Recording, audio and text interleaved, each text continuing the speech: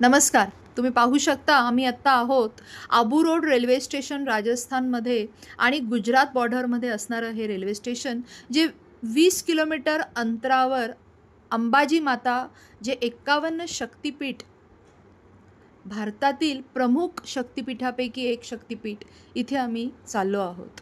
आम्ही रेल्वे स्टेशनवरून गुजरात म्युनिसिपलची बस करून थेट गुजरात टुरिझम यांचे गेस्ट हाऊसेस ऑनलाईन बुकिंग केली होती.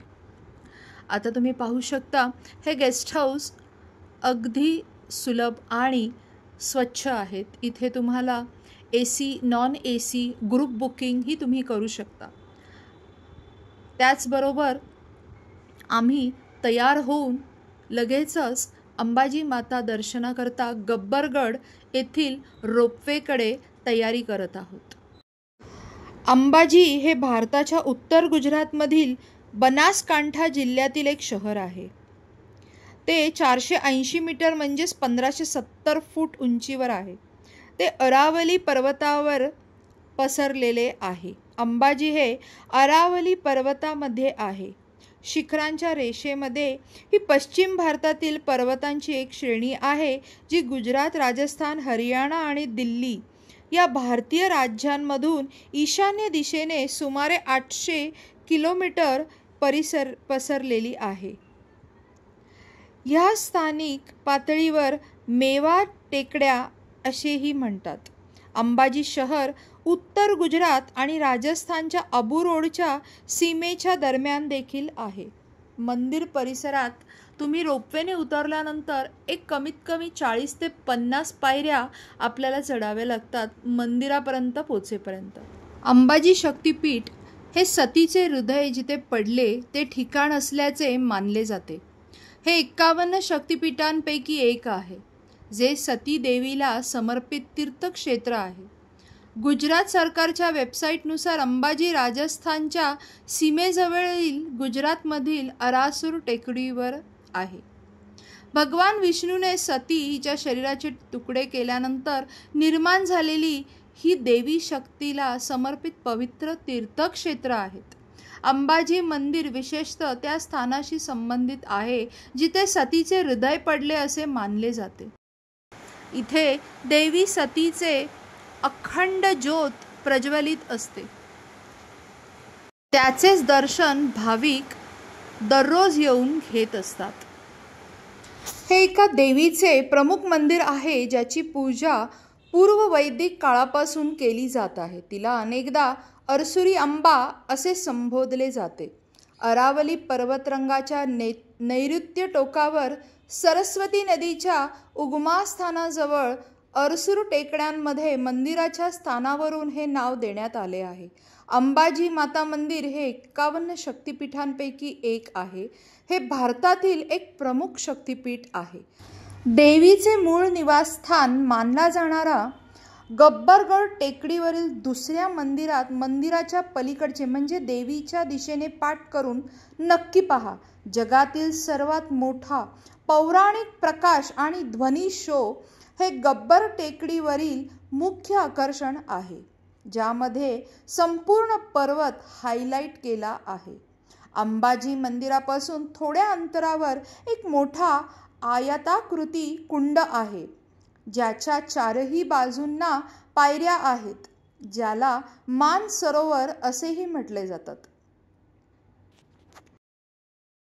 नवरात्रीचा उत्साही उत्सव संपूर्ण गुजरातमध्ये अंबाजीच्या श्रद्धेने पवित्र मातेभोवती गरबा नृत्य करून साजरा केला जातो. या नवरात्री नायक आणि भोजक समुदाय भवई नाट्य देखील सादर करतात.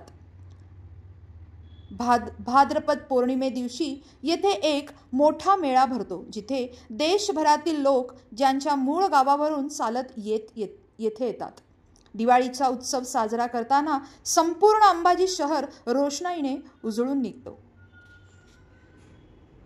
आता आम्ही आलो आहोत इथे अंबाजी मातेच्या इथे खाली असणारा शो बघण्याकरता. इथे तुम्हाला अंबाजी माता म्हणजे सतीचे पूर्ण कथा लाईट शो द्वारा दाखवला जातो आणि त्यानंतर आरतीही असते. आपण त्याचा आनंद घ्या. You see, विस्तार में भिक्षावृत्ति से जुड़े हुए थे और श्री शक्ति सेवा केंद्र के अथक प्रयासों के द्वारा आज ये बच्चे माँ की पवित्र आरती से जुड़े हैं। ये सेवा केंद्र अंबाजी विस्तार को संपूर्ण रूप से बाल भिक्षावृत्ति मुक्त करने में और सभी बच्चों को भीखे नहीं पर भड़वा जाइए के अभियान में प्रयासरत है। आप सभी के साथ और सहयोग से अनंत योगदान के लिए जाना जाएगा। एक बार हम सभी मिलकर कहते हैं, गुरु में देव सर्वकारेषु सर्वदा।